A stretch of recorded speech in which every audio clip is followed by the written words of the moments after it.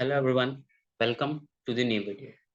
Now before starting the video, I request you to please subscribe to the channel because we have seen that at least 50% of you who watch the video do not subscribe to the channel.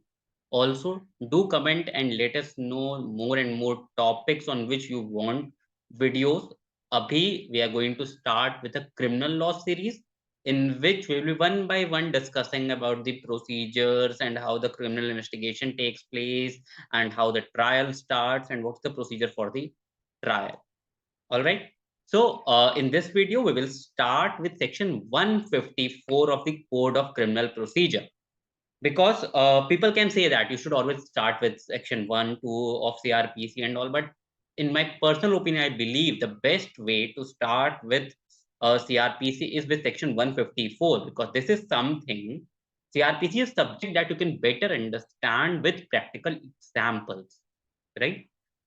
So section 154 is the first section from where the practical approach starts, and that is why I feel that should always be the first section with which you start studying CRP. So let's go straight to the section. All right. So section 154.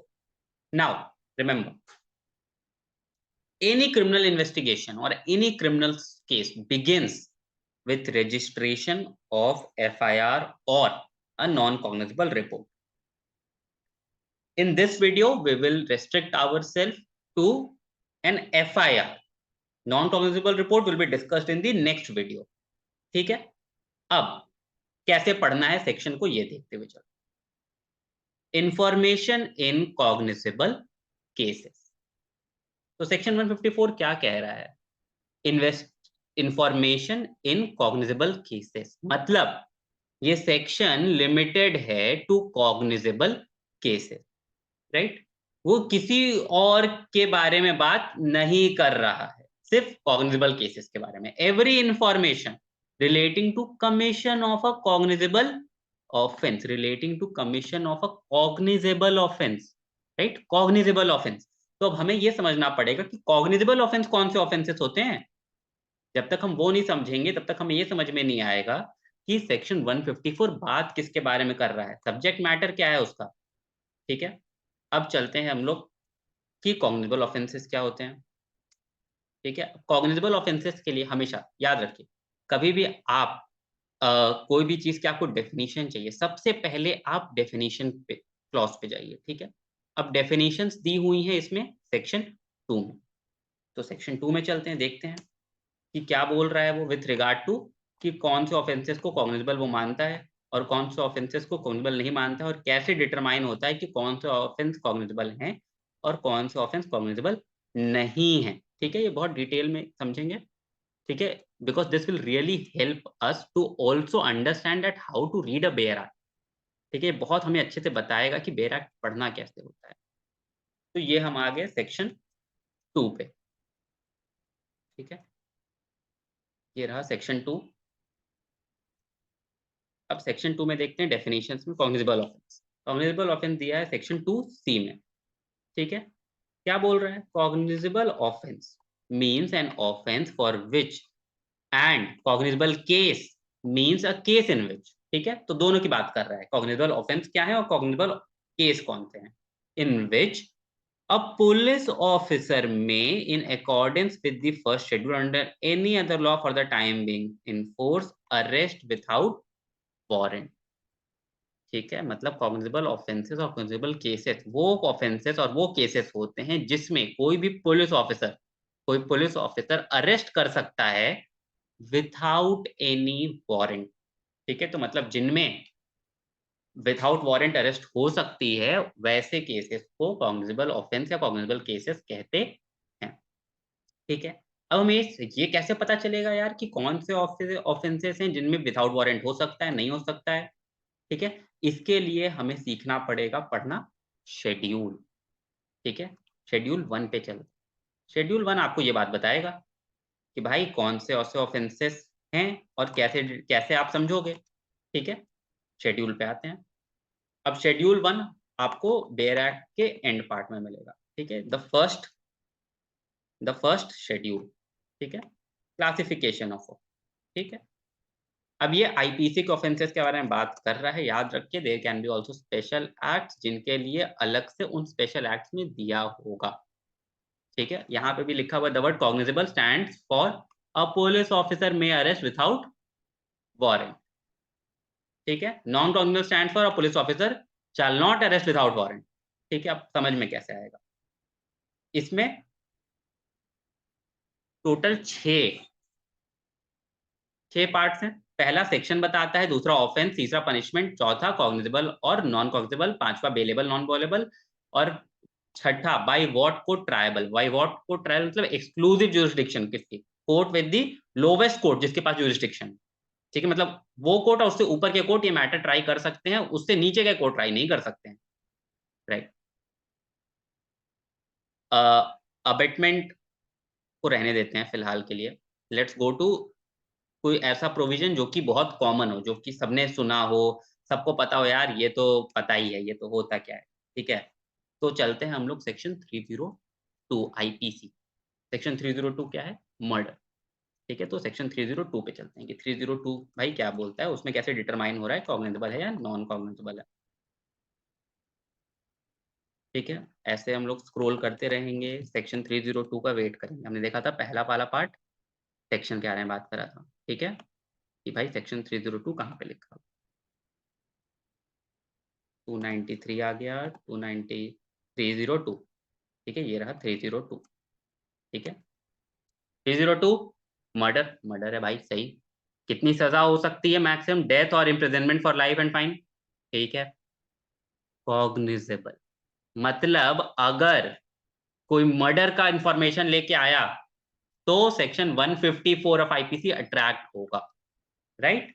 वो cognizable offence कहलाएगा। Non bailable offence होगा और court of sessions की exclusive judicial मतलब magistrate try नहीं कर सकता है उस ऑफेंस को, कोर्ट ऑफ सेशन या उससे ऊपर के कोर्ट ही ट्राई कर सकते हैं, ठीक है। अब सेक्शन 154 पे चलते हैं कि भाई हमने ये तो समझ लिया कि वो कौन से ऑफेंसेस के बारे में बात कर रहा है, कौन से ऑफेंसेस की आपको इन्फॉर्मेशन लेके पहुंचनी पड़ेगी कि एफआईआर रजिस्टर की जा सके, ठीक है। कॉग्निजेबल ऑफेंसेस के आप इन्फॉर्मेशन अगर लेके पहुंचेंगे, कॉग्निजेबल कैसे पता चल रहा है, शेड्यूल 1 से, तभी 154 में एफआईआर रजिस्टर होगी। नहीं पहुंचेंगे अगर आप लेकर के, तो आपके इन्फॉर्मेशन पे एफआईआर रजिस्टर नहीं हो सकती, 154 फिर अट्रैक्ट नहीं होगा, 154 नहीं अट्रैक्ट, ठीक है। अब आगे पढ़ते हैं। Every information related to commission of cognizable offence, समझ गए भाई कॉग्निजेबल ऑफेंस क्या होता है, इफ गिवन ओरली, ठीक है, if given orally to an officer in charge of a police station, ठीक है। अगर ओरली दिया, ठीक है, shall be reduced to writing by him or under his direction be read over to the informant and every such information whether given in writing or reduced to writing as aforesaid, ठीक है। तो सबसे पहली चीज यहाँ पे focus करते हैं, ऊपर वाली पार्ट भी बताएंगे, पहले यहाँ पे फोकस करते हैं। वेदर गिवन इन राइटिंग और रिड्यूस टू राइटिंग मतलब इंफॉर्मेशन जो आप दोगे वो दोनों तरीकों से दे सकते हो, या तो लिख के दे सकते हो रिटन फॉर्म में, या फिर आप ओरल भी दे सकते हो, ओरली भी दे सकते हो, ठीक है। और अब ऊपर के पार्ट को पढ़ेंगे, if given orally to an officer in charge, तो अगर रिटन में दिया तब तो भाई ठीक है, रिटन वाला ही आपको सीधा वही ले लिया जाएगा, पर अगर ओरली दिया है तो an officer in charge of the police station, officer in charge of the police station, usually it will be the SHO, station house officer, usually station house officer in charge होगा, station house officer के absence में someone else can be an in charge, ठीक है।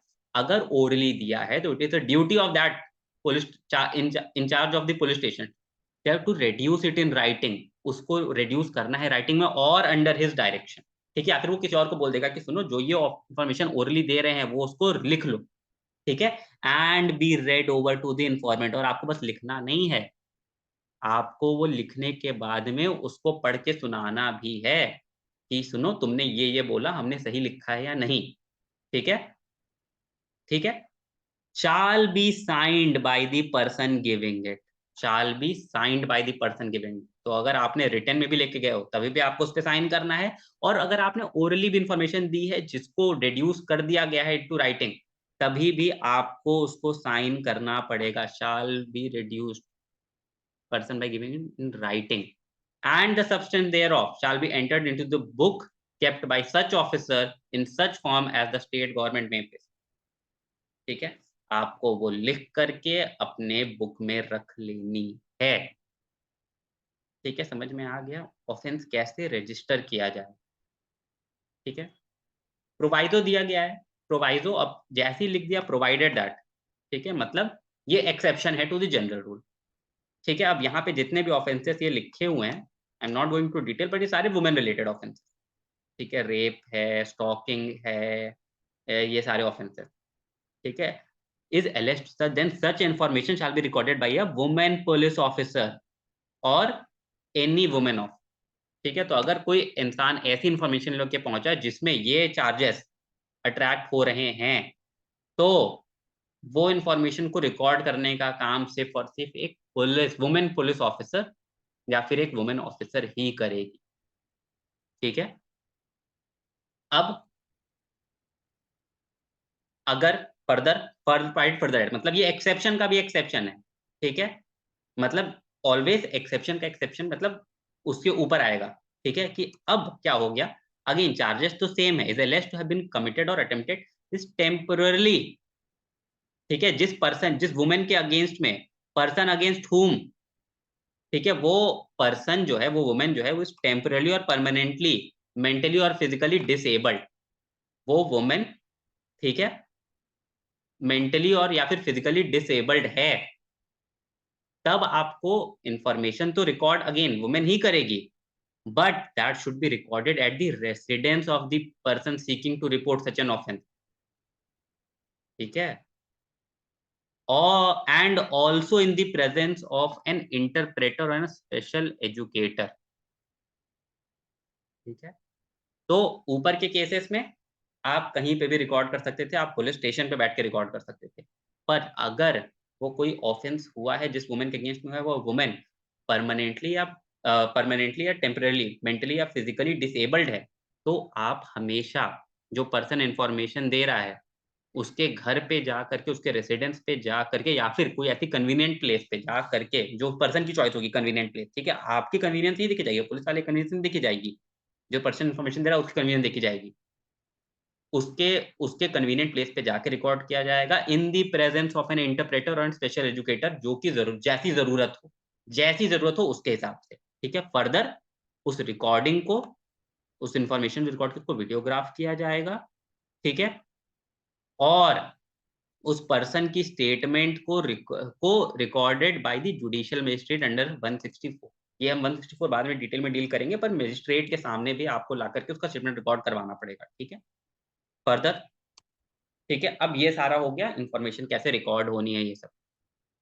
जब information सब कुछ record हो गई, एफआईआर रजिस्टर हो गई, a copy of the information as recorded under section shall be given forthwith free of cost to the informant. Police वाला वो सारे इन्फॉर्मेशन रिकॉर्ड करके एफआईआर रजिस्टर करके उसकी एक कॉपी बिना कोई पैसे लिए फ्री में इन्फॉर्मेंट को देगा। ठीक है, अब हम उस सिचुएशन पे आते हैं जिस केस में अगर कोई पुलिस वाला केस एफआईआर रजिस्टर करने से मना कर दे।